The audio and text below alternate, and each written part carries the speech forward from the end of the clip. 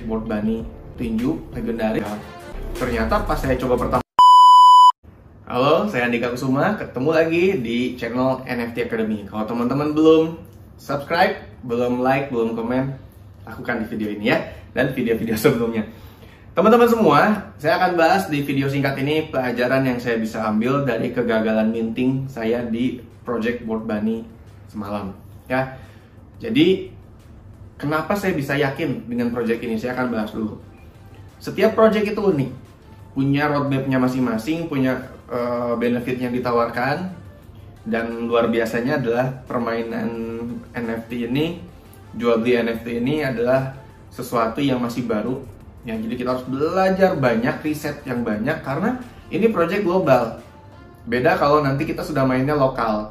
Ini project global di mana si project developernya itu kita nggak kenal, itu orang luar negeri, dan bahkan biasanya mereka pun terdiri dari tim yang satu tim itu terdiri dari beberapa orang yang negaranya beda-beda, ya. Jadi kita harus benar-benar bisa menilai, riset, dan yakin akan project yang kita mau pilih.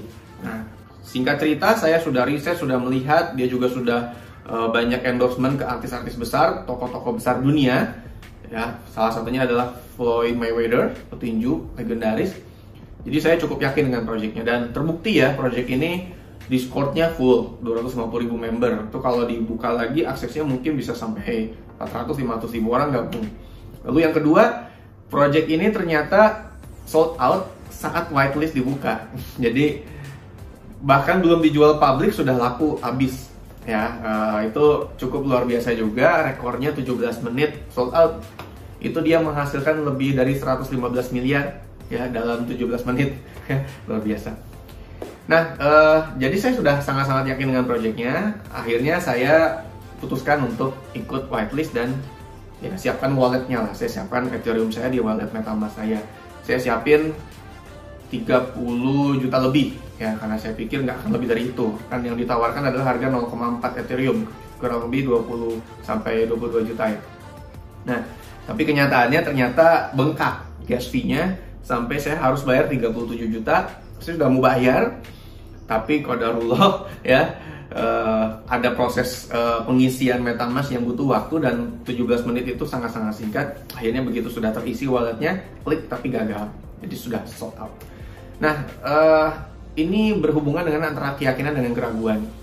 Lucunya, sebelum saya mau minting itu saya sudah punya feeling, ini kayaknya saya isi 5 juta lagi aja deh, kan kalau nggak kepake ya nggak apa-apa, ada di wallet ya.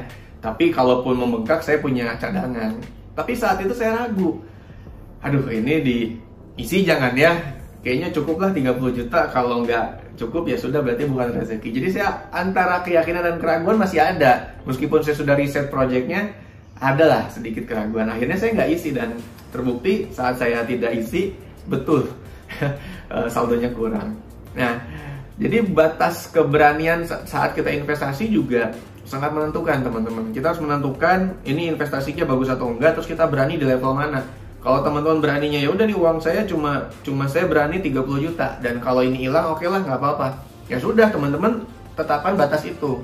Jangan sampai teman-teman investasi di luar batas yang teman-teman sanggupi. Akhirnya nanti malah jadi stres, karena ya investasi itu pasti ada resikonya. Teman-teman jangan cuma mikir untungnya doang. Nah, jadi kemarin itu batas keberanian saya mungkin di 30 jutaan. Ya, kita nggak pernah tahu kita untung atau rugi, yang jelas itu yang terjadi. Nah, lalu pengalaman yang saya ambil lagi, waktu saya pertama kali mau minting itu kan di video kemarin ya, nah video sebelumnya teman-teman lihat, itu websitenya error, harus di reload ya, nggak bisa dibuka. Saya bingung, dan saya berasumsi ini error karena trafficnya membludak. Jadi mungkin servernya sempat crash atau down. Jadi saya tunggu. Padahal ternyata bukan servernya down. Ternyata itu terjadi karena saya pakai WiFi. Begitu saya switch di handphone pakai 4G, pakai LTE, dan saya pakai browsernya MetaMask, ternyata bisa. Ya. Jadi saya sudah buang waktu sekian menit, mungkin ada 10 menit mungkin ya, atau hampir 10 menit hanya untuk menunggu. Ya, itu pengalaman saya. Jadi nanti kalau teman-teman mau minting, gunakan jaringan LTE aja deh, nggak usah pakai WiFi, takutnya terjadi hal yang serupa. Nah, Lalu saat saya mau ngisi wallet yang kurang tadi, ada pengalaman lagi kan, saya pakai dua aplikasi, ada Indodax sama Pintu. Ternyata pas saya coba pertama kali saya pakai Indodax, ngisi wallet itu butuh proses cukup lama. Dia harus order dulu, terus pending. Ordernya nggak selesai-selesai, akhirnya nggak dapet tuh Ethereumnya. Jadi begitu saya pakai Pintu, saya isi deposit dulu rupiahnya, terus saya order Ethereumnya, cepet langsung kebeli Ethereumnya. Habis itu langsung ditransfer ke MetaMask, bisa. Ya kena biaya sih, tapi ya sudah, itu resikonya.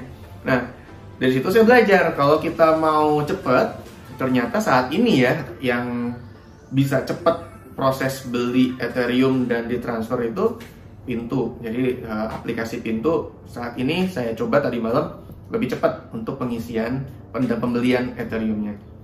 Nah, terakhir ya teman-teman semua, segala sesuatu pasti ada hikmahnya. Saya yakin sekali dengan project ini, tapi kita harus yakin juga bahwa segala sesuatu yang terjadi itu atas izin Allah. Bisa jadi apa yang buruk buat kita itu menurut Allah lebih baik. Ya bisa jadi project ini sebenarnya nggak bagus. Bisa jadi project ini malah bikin saya rugi. Saya nggak tahu ya. Tapi akhirnya yang jelas saya nggak dapet projectnya.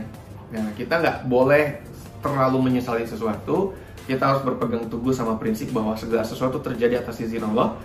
Kalau udah diizinkan oleh Allah berarti ada kebaikan di dalamnya, ya. Dan kalaupun memang menurut kita kurang baik, kita harus menganggap ada hikmah di balik semuanya. Jadi saya ngambil hikmahnya aja, bahwa dari project yang gagal saya ambil kemarin, saya jadi belajar flow-nya.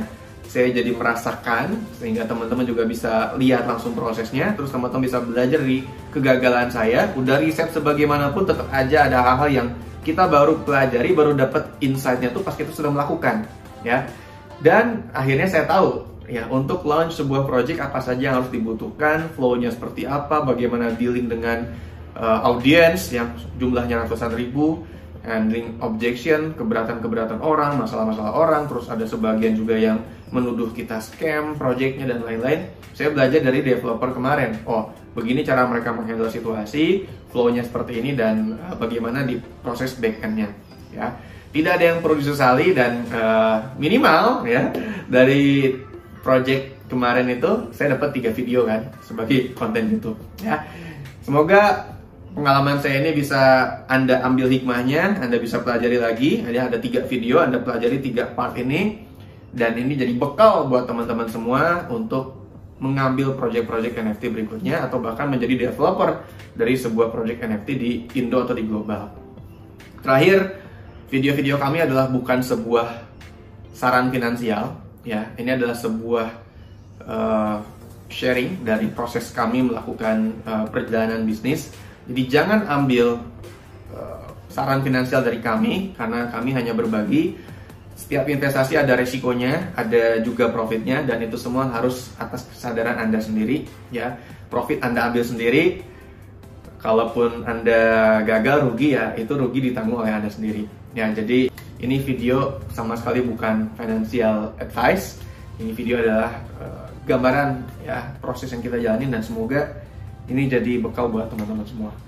Oke, see you on the next video.